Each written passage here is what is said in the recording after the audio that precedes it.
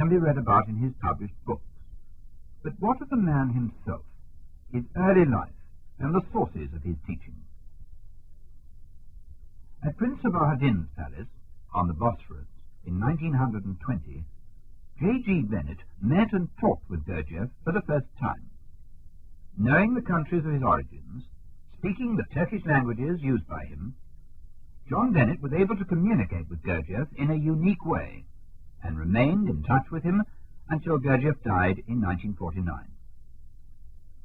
John Bennett made this recording with Rosemary Sands a few months before his sudden death in 1974.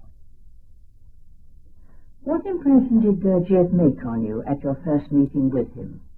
My first meeting of him in June in 1920 was the subject we met on was hypnotism at Prince Sabahaddin's place in the Bosphorus, and I saw that he knew far more about hypnotism than all the experts I'd learned with, and that he had powers.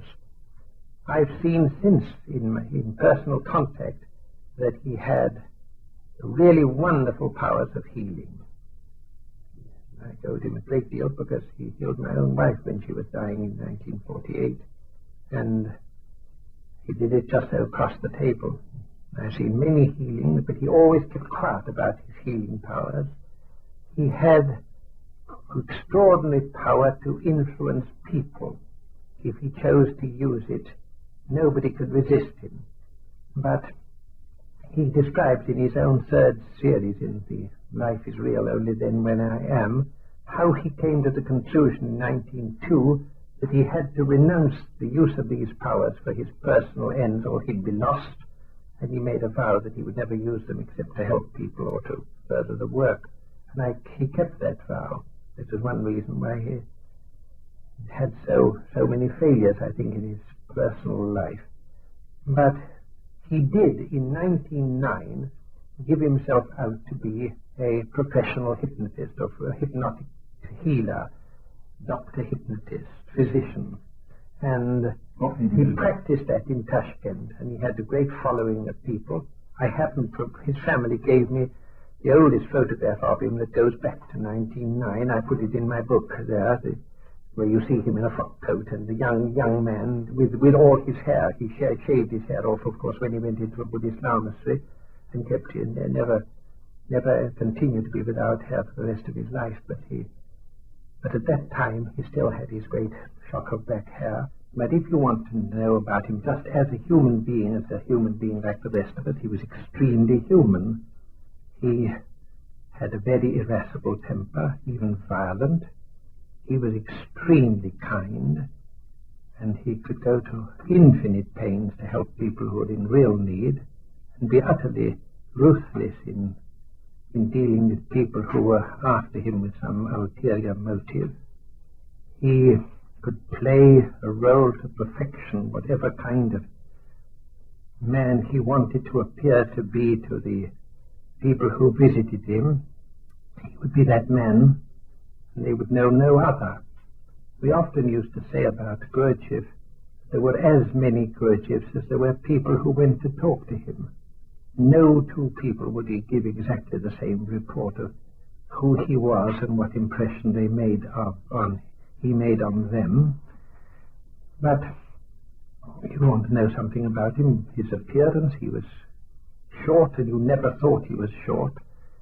He was immensely broad. He had a great dome of a head and strange eyes. The two eyes were different, and you never knew quite who was looking at you. He himself used to talk about looking at a person out of the left eye, and he looked at you quite differently according to which eye he looked through. You know, the moments when he could change instantaneously. Again, hundreds of times I've sat next to him at his ritual meals, as being director, and I've been there within inches of him, and I could feel the warmth and kindliness. Then I would perhaps make a faux pas, or something would change, and suddenly he would be ice, and you could feel the icy waves coming from him, the complete rejection, and he could do this in a moment. I've seen him shouting and swearing and terrifying, his spit coming out of his forehead with his anger at somebody, and really terrifying display. And absolutely instantaneously, in a moment, it would all go. A broad smile would come out over his face, and she'd say, "You see, she well educated," because she didn't react to what he was doing. And this power not only to act, but instantaneously to change the part he was acting, made it extremely disconcerting for people who saw relatively little of him. I'd like to take you back to your research on Gurdjieff's boyhood and origins. You have to know that part of the world to appreciate it. I've lived many years in the Levant, and I've met many Greek and Armenian friends, and I've known people, Tartars and Russians, and even the Yazidis and Gypsies. It was an extraordinary environment. You must understand that the towns of Alexandropol and Kars, where he was born and brought up, were the crossroads. They were part through which one invasion after another came from the east to the west. They usually stopped short at the great mountains that lead up into Erzurum, and therefore Kars has again and again been a battlefield, literally thousands of years. And for a long time, Gurdjieff's own race, the Armenians, were in command of that crossroads.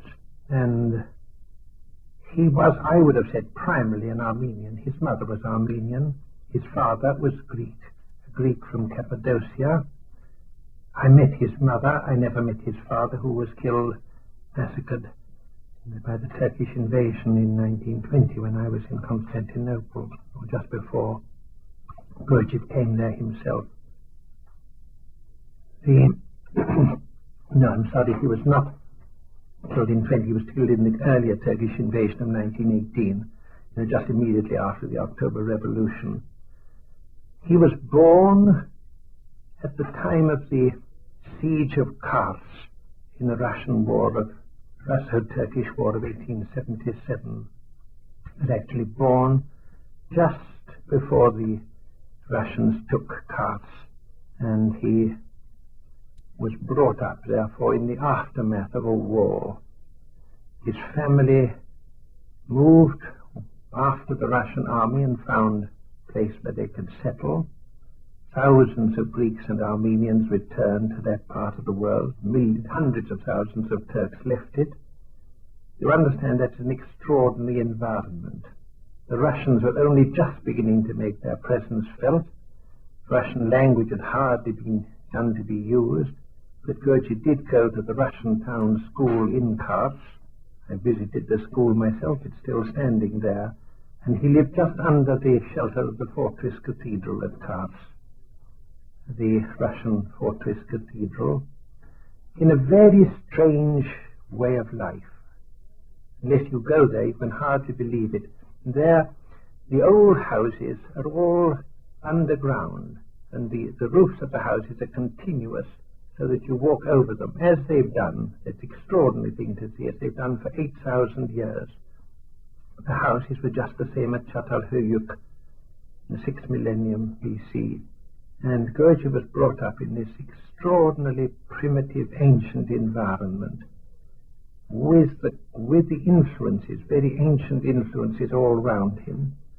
And then he came in contact with the, after all, very sophisticated Russian culture, and he became enormously interested in science, in physiology, in psychology particularly, and he learned such a lot. He clearly was of an extraordinary precocity that when he was already 11 years old, he was beginning to search for himself, so that his childhood really effectively finished in 1888 when he was 11. He said so himself. He made his first considerable journey right across Asia Minor to Turkey, to Istanbul in 1888. You saw these young Greek and Armenian boys at 11 and 12. They were so mature. And Gurdjieff was probably far more mature than so. You mustn't be astonished that he was already an independent, earning his own living at 11 years old, unable to travel and get to know people. This accounts for one of the difficulties in assessing his age. For a long time I couldn't believe that he was born in 1877.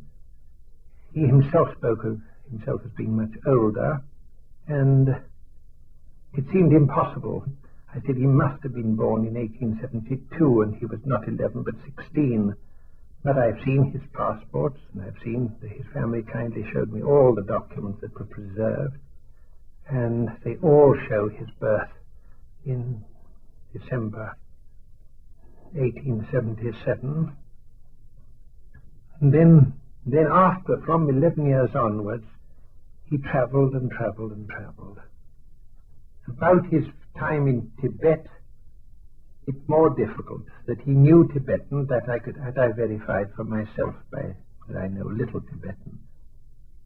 And he spoke explicitly, not only in his books, but in talking with us, about having gone to Tibet, and of the peculiar thing that happened at the Tibetan frontier when his papers entered his Russian pass, and they mistook it, and they have no G, no guttural G in Tibetan, and so they transliterated him as Gurdjieff instead of Gurdjieff, and hence all those misunderstandings as to whether he was the Lama Gurdjieff, that the famous man of the young husband expedition who was intermediary between the Dalai Lama and the Tsar. Do you think he was?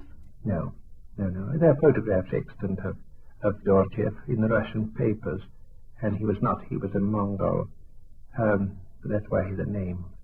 But that Gurdjieff probably was able, because he was called Gurdjieff, to get many advantages and have access to lamaseries that he couldn't have visited otherwise. That I think is very probable. And he was very astute about doing that sort of thing. I know that he was able to enter because from the movements and music and some of the teachings that he's got based on Tantric Buddhism that are not at all, not at that time accessible. It's only since the Tibetans had to leave their country. That gives you at least a bit of his background. He came from two races, Greek and Armenian. He was under many influences, Christian, Jewish, Muslim, Gypsies, various little-known sects of that part of the world, like the Yazidis and the Ahli Haq, people of the truth. And the result of it was that he had an insight into many traditions when he was still a boy, which would have been very difficult for the European child, or for people from let's say from India or Persia,